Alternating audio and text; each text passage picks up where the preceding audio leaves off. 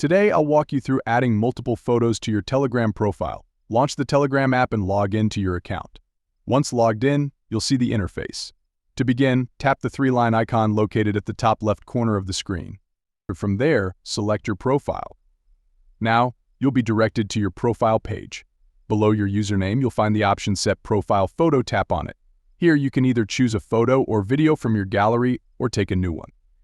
For now, let's select a photo from the gallery. Simply tap on the desired photo, then tap on the check mark at the bottom of the screen to upload it as your profile picture.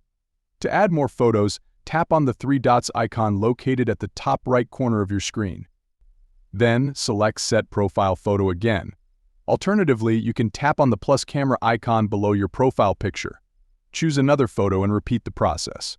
Each time you select a new photo, ensure to tap on the check mark to finalize the upload. That's it. You've successfully added multiple photos to your Telegram profile